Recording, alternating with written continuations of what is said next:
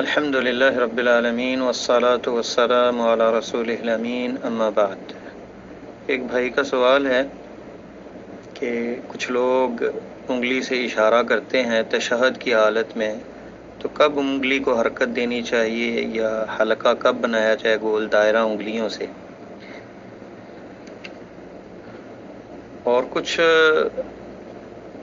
لوگ یہ بھی کہتے ہیں کہ 3 حرکت مسلسل کرنے سے نماز باطل ہو جاتی ہے، تو انگلی کو بار بار حرکت کرنے سے کیا نماز باطل نہیں ہو جائے گی؟ یہ بھی اعتراض کیا جاتا ہے۔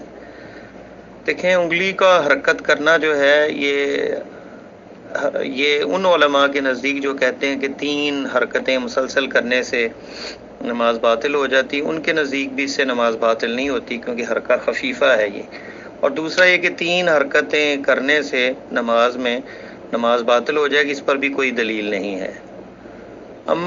رہا مسئلہ انگلی کا اشارہ کرنا، تو احناف رحمہم اللہ، حنفی علماء جو ہیں ان کے ہاں جب لا اشہد ان لا الہ لا جب کہتے ہیں تو اس وقت جو ہے انگلی کو اٹھانا ہے، لا الہ اور الا اللہ پہ نیچے کر لینا ہے۔ اور امام شافعی جو ہے رحمہ اللہ، شوافع جو ہیں، ان علماء کے نزدیک الا اللہ پہ انگلی کو اٹھانا ہے۔ اور مالکی علماء جو ہیں، امام مالک کے متبعین جو ہیں، وہ کہتے ہیں کہ اس کو حرکت دینی ہے دائیں اور بائیں شروع سے آخر تک۔ اور حنابلہ جو ہیں، امام احمد ابن حنبل رحمہ اللہ کے پیروکار علماء جو ہیں، ان کی فقہ پہ چلنے والے، وہ کہتے ہیں کہ جہاں بھی اللہ کا ذکر آئے گا اس انگلی کو اٹھائیں گے، شہادہ کی انگلی کو، جسے سبابہ کہا جاتا ہے۔ اور حقیقت یہ ہے کہ یہ سارے اجتہادات ہیں، اس پہ کوئی یہ جو خاص ذکر ہے کہ اس جگہ پہ انگلی کو اٹھانا، اس پہ کوئی شرعی دلیل نہیں۔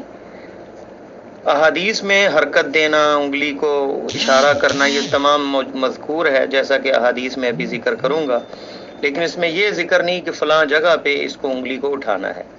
پہلی حدیث عبداللہ ابن زبیر رضی اللہ تعالیٰ عنہ سے ہے، اس میں کہ آپ نے اپنا ہاتھ جو ہے،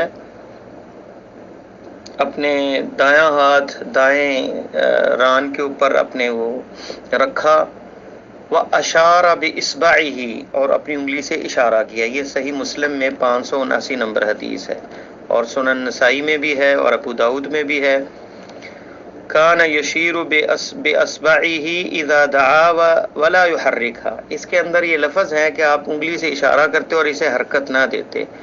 یہ ولا يحركها کے لفظ جو ہے، یہ ابو داؤد اور نسائی کے اندر جو ہے، اسے ابن قیم نے زاد المعاد میں ضعیف کہا ہے، صفحہ 238 اور جلد نمبر 1، اور شیخ البانی نے بھی تمام المنہ سے اس لفظ کو ضعیف کہا ہے کہ ولا يحركها، یہ صحیح نہیں، ثابت نہیں کہ آپ حرکت نہیں دیتے تھے۔ دوسری حدیث وائل ابن حجر رضی اللہ تعالی عنہ کی ہے، جس میں وہ کہتے ہیں کہ میں نے کہا اپنے آپ سے کہ میں اللہ کے نبی صلی اللہ علیہ وسلم کی نماز دیکھوں گا، کیسے آپ نماز پڑھتے ہیں۔ ان کی یہ روایت ہے، اس میں تفصیل سے ذکر ہے، اور یہ روایت جو ہے سنن نسائی میں 899 نمبر اور صحیح ابن خزیمہ میں جلد نمبر 1 354 نمبر صفحہ ہے، اور ابن حبان میں 5 نمبر جلد اور 170 نمبر صفحہ ہے، اور شیخ البانی نے ارواء الغلیل میں اس کو صحیح کہا ہے، 367 نمبر اس کا نمبر ہے اس حدیث کا۔ تو اس میں ہے کہ آپ نے اپنا دایاں ہاتھ بائیں ران کے اوپر رکھا، ثم قبض اثنتین من اصابعہ، 2 انگلیاں جو درمیانی انگلی ہے اور انگوٹھا جو ہے، یہ 2 انگلیوں کو آپس میں قبضہ یعنی پکڑ لیا ان کو آپس میں، وحلق حلقہ، اور ایک گول دائرہ اس سے بنایا۔ آپ دونوں انگلیوں کو جوڑیں گے، درمیانی انگلی اور انگوٹھے کو، تو ایک حلقہ بن جائے گا، گول دائرہ بن جائے گا۔ ثم رفع اصبعہ، پھر اپنی شہادت کی انگلی جو ہے سبابہ، اسے آپ نے اٹھایا، فرأیتہ یحرکها ویدعو بها، تو میں نے دیکھا کہ آپ اسے حرکت دے رہے تھے اور اس سے دعا کر رہے تھے۔ تو یہ روایت صحیح روایت ہے، اور اسی سے شیخ ابن عثیمین نے بھی یہ استدلال لیا ہے کہ اس کو حرکت دینا اور دعا اس سے کرنے کا مطلب یہ ہے کہ جہاں بھی لفظ دعا کا آئے گا تو وہاں پر اس سے اشارہ کیا جائے گا، جیسے السلام علیکہ ایھا النبی، اس میں بھی اشارہ ہے، اللہم صلی علی محمد، اے اللہ محمد کریم صلی اللہ علیہ وسلم پر درود بھیج، یہ بھی دعا ہے۔ اللہم بارک یہ بھی دعا ہے. اسی طرح اعوذ باللہ من عذاب جہنم اسی میں بھی اشارہ کیا جائے گا. آگے یہ جتنی بھی دعا ہے جہاں بھی یہ ذکر دعا کا آئے گا تو اس میں اس کو حرکت دینی ہوگی. ایک اور اہم بات کہ سنت یہ ہے کہ جب بندہ تشہد میں ہو، پوری نماز میں سجدے کی جگہ پہ نظر ہو، لیکن تشہد کی حالت میں اپنی نظر جو ہے انگلی کے اوپر ہو، سبابہ پہ جو شہادت کی انگلی ہے. جیسا کہ امام نووی نے ذکر کیا ہے کہ اللہ یجاوز بصرہ اشارتہ وفیہ حدیث صحیح، اپنی انگلی نظر جو ہے وہ اس کی انگلی سے آگے نہ جائے، اور یہ حدیث صحیح سنن ابی داؤد کے اندر اور صحیح ہے.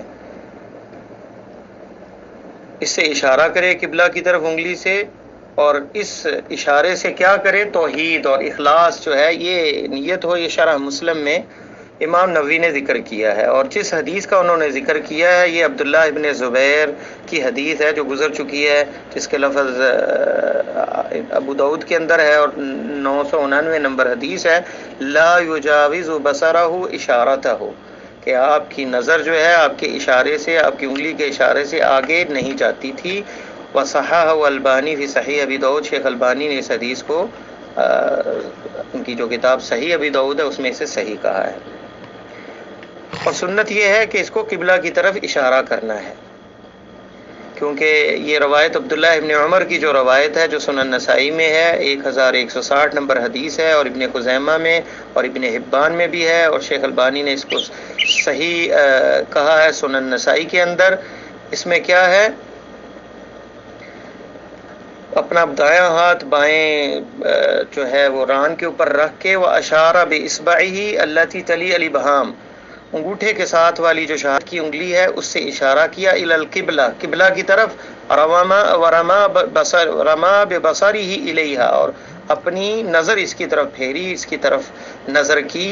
ثم قال هكذا رأيت رسول اللہ صلی اللہ علیہ وسلم یصنع، میں نے دیکھا اللہ کے رسول صلی اللہ علیہ وسلم اس طرح کیا کرتے تھے.